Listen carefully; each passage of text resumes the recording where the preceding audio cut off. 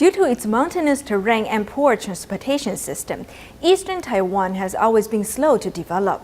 Without adequate access to public resources, life is more difficult here, especially in the earlier days.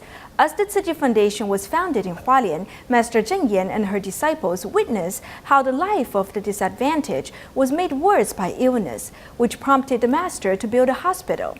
Now the Hualian Tzu-Chi Hospital is the only medical center in eastern Taiwan and is responsible for safeguarding the lives of all those who live here.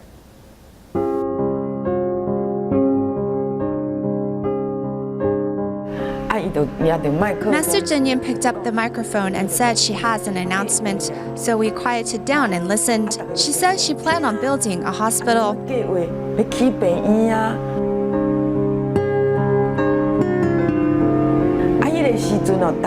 We were shocked and told her it would cost a lot of money.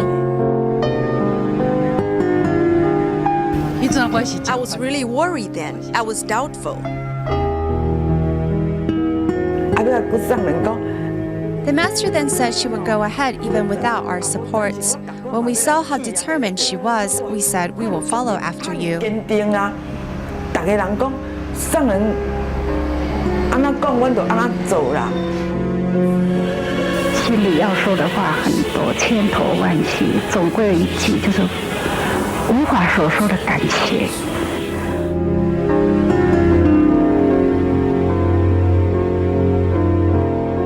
1979, the completion of Sanyaseng Freeway linked Western Taiwan together.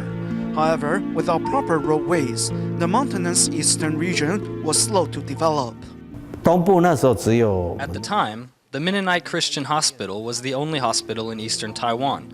The hospital's superintendent once said, back in the 70s, Taiwan's doctors could easily get to the United States, but were very far away from Hualian. To secure a location, funding, and contractors all proved challenging. After numerous surveys at 7 locations in Hualien, a plot of land in Guofu Borough was chosen, and construction began in 1983. However, as the land was originally designated for military use, it took the help of certain VIPs for the construction to resume the next year. I saw how worried Master Zheng Yan was. Not only was she uncertain when her vow would be realized, she also felt indebted to her countless supporters, domestic and abroad, for being unable to complete the hospital.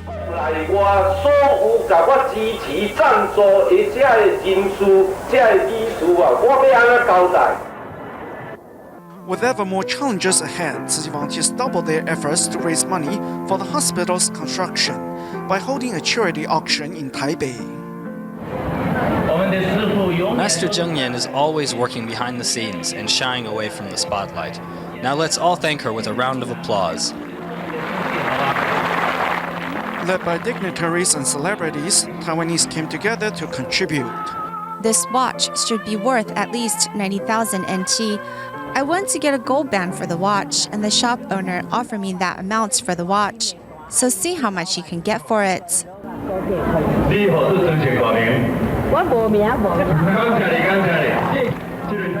After learning that the Dharma master in Hualien wants to build a hospital, everyone wanted to contribute whatever they could.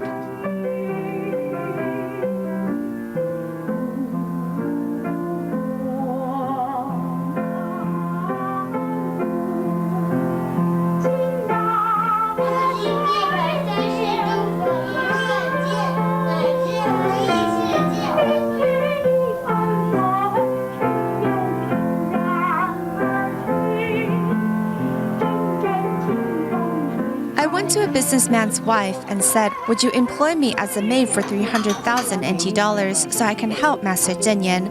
She said, "Sure," and I started the next day. People always thought Buddhists recited sutras and worshipped the Buddha. The general opinion was that we didn't endorse science and were superstitious. Building a hospital really changed people's opinion. The enormous challenge made each donation ever more precious, while each commissioner aspired to be a well digger. The master said canvassing for donations is like a reservoir that only gets resupplied whenever it rains. But by digging a well, we can ensure that there will always be water.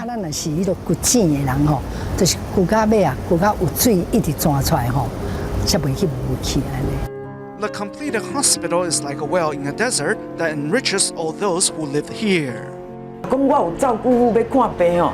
If my care recipients need to see a doctor, I no longer have to worry about taking them to Taipei.